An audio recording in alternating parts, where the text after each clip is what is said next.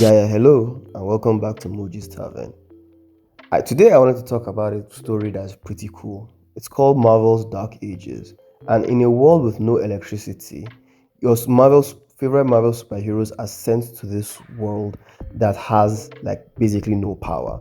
The story has like a lot of potential, and it's a good mini series, and we find out a lot about it today.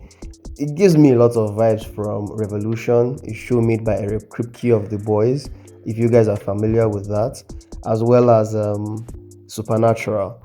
Yeah, the story is super underrated. I think that was where I first discovered Giancarlo Esposito and his like amazing acting abilities. But let's not get distracted. Anyway, before I begin this, I would like you guys to like, comment, and subscribe at the end of the video, obviously, so that I will know what you guys liked about the video, what you may not have liked, and yeah, let's begin. Marvel Dark Ages takes place in an alternate reality, and it does have a bunch of interesting ideas and concepts, reimagining of characters and such. And though it takes place in an alternate reality, it's still mired in the status quo of the 616 timeline, at least in the beginning. I personally think the story sort of suffers for this, and it's written by Tom Taylor, who has accolades from the Injustice story, which you could argue are hit or miss. Because Tom has a habit of writing characters how he likes rather than consistently, as well as sometimes he leans way too hard into shock value. He has a good knack for world building though, and that's where the glaring issue that I have with the book comes into play. It is too short, it's only 6 issues long, so it never really fully lets us be immersed into this world, and the pacing of the story is too fast and the characters never fully live up to their potential, or sometimes they are just straight up just passengers to the whims of the story and writer. Onto the plot beats, so we can fully dissect this beast. The story begins with Peter Parker, Mary Jane, and Luke Cage and Jessica Jones. They are chilling in New Jersey with their kids. This is one of the deviations from the 616 status quo, but not the main status quo. And what is that, you may ask? Peter and MJ not being together in the main universe, but together in every other universe, which is slightly frustrating to read sometimes as a Spider-Man fan. But it's like Marvel editorial is just dangling this fresh cut of juicy meat in front of you and never letting you get a taste of it. Anyway, both of their kids, Danny Cage and Mayday Parker, are playing with each other. A bit of context of Danny Cage. Danny Cage is Luke Cage's daughter, and I think in one of my older videos, I talk about her in the future, how she becomes a Captain America in the future, a possible future. I don't want this. I think she should have her own like set of her own story, her own, you know, identity and such. I'm always up for more minority characters having their own identities that are not tied to their previous Caucasian counterparts. It sets them apart and it gives them more of an identity to work with. But anyway, and as for Mayday Parker, he's better than Gwen Stacy. There, I said it. I'm happy that I said it, and I don't care what you guys say. Mayday Parker's story from the MC2 timeline is immaculate and genuinely some of the best written female Spider-Man stories I have read. Like, she genuinely has like great stories, and in fact, I think one of the explanations they gave for One More Day was that, oh, Mephisto didn't want Mayday to be born because, yeah, Mayday kicks his ass. But definitely they should bring back MC2. It's got a lot of great stuff and characters. While they were chilling, all of a sudden, the spider sense of all the spider people goes off. That includes Peter, Miles, Gwen, Mayday. And typically, whenever something like this happens, it's typically a signal of something to come, a bad omen, if you will. Around the same time, Lunella Lafayette, aka Moon Girl, takes note of something and quickly rushes to the Baxter building. Yeah, Marvel has been trying to make her happen for a while, haven't they? Like, trying to make her like this little black girl is like the smartest person in the Marvel universe, and she's an Inhuman. I like Moon Girl. I like Moon Girl. I have nothing else to say. I just like Moon Girl. Anyway, telepaths around the world also get messages detecting something awakening. That's Charles Xavier, Jean Grey. All of them are basically communicating with each other that something is actually like rising from the planet core, something that's going on, as well as Apocalypse. Apocalypse, little known ability, also involves a bit of telepathy. So he has a cosmic sense of sensing when things are coming or when there's a new like superpower on the block. And he lets out this, cheeky grin that, I want that. I want some of that sweet, juicy power. Anyway, at the Baxter building, Lunella arrives and she meets up with Reed Richards and the Fantastic Four. And as they try to get down to what is going on, Uatu the Watcher shows up. And Uatu, I think most of us already know from the What If, like his backstory, but he's from a race of beings that are just meant to observe. They are watchers. They are not supposed to understand what is going on in the multiverse. They're not supposed to intervene. But Uatu, on a regular basis, always disobeys these tenants. And it's a wonder how Oga still has a job. He's always breaking his own rules. And I don't know. I guess for plot convenience sake, he has to all the time. If not, there's no point to their race.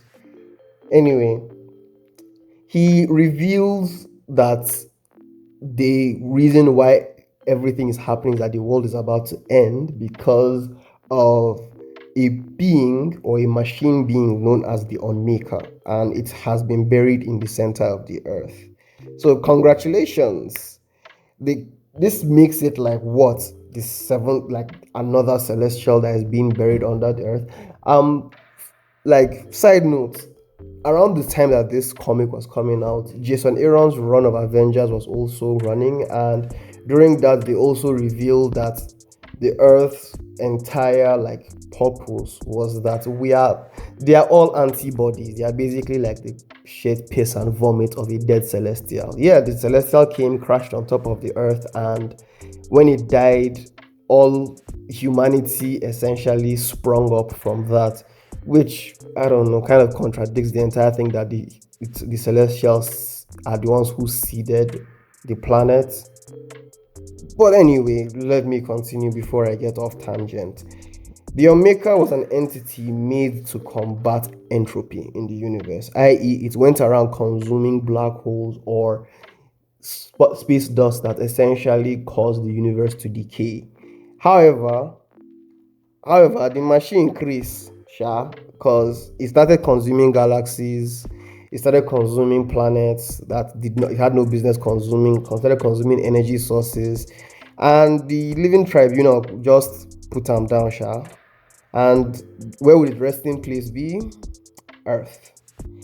Anyway, it's awakening, and with it will destroy the planet and it will start consuming everything again. So they put together a strike team in order to prevent the activation of the Omega. And they consisted of the Thing, Vision, Wanda, Invisible Woman, and Doctor Strange. And while they are going to the planet's core, several heroes are topside helping around, such as Scott Lang being his giant man form, as well as the other tech-based heroes. And back at the Earth's core, the strike team ain't doing so hot. Ben Grimm gets cooked faster than some nice Sunday jollof rice, and Wanda was added as a side dish of plantain. Vision crashes out and he lunges into the Omeka's head for some reason. I don't know what Blood thought he was doing. Like, Blood thought he was like, he was him, but he wasn't. And Strange resolves to open a portal into a dimension that basically has no electricity. There's an EMP wave in that dimension, so it's a dimension of pure EMP. And they kind of sort of figured out that in order to like shut down the Omega, since it's a being of tech and I guess electricity, he needed to do that. And in doing so, the Omega now realizes its presence, or the presence of Doctor Strange, and he kills Doctor Strange while he was opening the portal, but not before Doctor Strange saves Susan. But in doing so, he left the portal open. He died before he could close down the portal, and the EMP stuff shuts down the Omega. But in doing so, it also starts spreading a wave across the entire planet, and it causes helicarriers to fall from the sky. Heroes like Iron Man fell as well. Giant Man is stuck in his Giant Man form because his tech is not working. Characters like Honey Badger are always feeling pain because Honey Badger is like a clone of a clone. You know what I mean? It's kind of funny, but it's comic books. She's a clone of X-23, and she has nanites in her body that basically mimic a healing factor. Issue is that they are powered by electricity. Because of the EMP wave, her nanites shut down. So every time she pops her own claws, she's always feeling the pain, which I find very odd. But comic books being comic books. During the commotion, Spider-Man's web shooters also stop working and he crashes to the ground. But he's very strong, durable, and he sees his home, his building collapse. And bro started crashing out, started rushing to go and try and save MJ and me and his daughter. And as he got to the house, Mayday was there. Ah, Mayday, good old Mayday. Look at that cute face. Mayday saves the entire family and she lifts the rubble. And as the EMP spread to every corner of the globe, switching off every piece of tech with electricity in it, this is revealed to be a story that Peter is telling, and 7 years have passed. And the world has had to adapt to their new home and their new circumstances.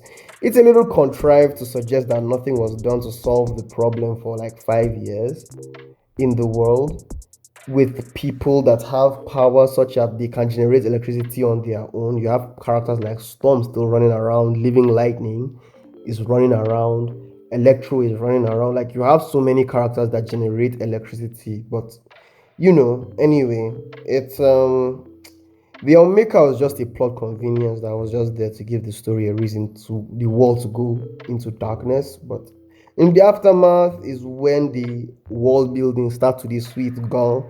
The telepaths of the world all connected to each other, and each of them placing themselves in a massive city, and each of them are communicating with themselves. And the small towns got abandoned. Wakanda becomes the new capital of the world. Yet in the darkness of this old world, like old threats still arise. Like steampunk technology has replaced everything. But anyway, vampires and werewolves have basically been on the rise, and they have been attacking people at night because of the world of darkness now. And beyond that, Apocalypse moves in the dark, trying to attain the power of the Unmaker, having some horsemen in the shadows, such as Carnum, yeah, that's Carnage and Venom, with a host which I will reveal later on.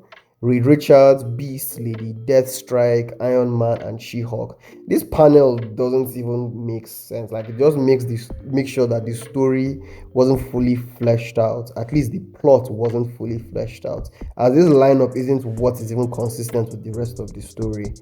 I'll elaborate more on that. Anyway, this is just a crash course of an intro into the story. So Wakanda has Doom for some reason just hanging around, and this bothers me because the entire story, dude is just a passenger. He doesn't do anything. He doesn't really add anything. He's just hanging around the heroes, and he's just there. But a cool thing that was in the story were the Night Stalkers, which is Blade, X-23, Honey Badger, Elsa Bloodstone, and they hunt down, several creatures of the night and protect people. Europe is under the influence of Apocalypse, and they have like a pirate crew, basically Nightcrawler, Colossus, and Storm, who move refugees, which is very reminiscent of Age of Apocalypse, where they airlifted people out of America to Europe. But in this story, it's from Europe to America, and Apocalypse is in Europe. And anyway, certain things in this story just get introduced and dropped. Like Gwen Stacy was shown in the beginning of the story, but she never appears throughout the entire story ever again. Yeah, which is par for the course, useless character. Anyway, this video is going on for too long. I will definitely continue because this is a universe that I was actually interested in. I was invested in reading, and it was a bit disappointing that it was just 6 issues long. Yeah, don't forget to like, comment, and subscribe, and there will definitely be a part 2 to this video. And this is something that I will definitely like focus on doing. So yeah, let me know what you think in the comments below. Is this a universe you guys are interested in reading, interested in checking out? Let me know. And Later, Gooks.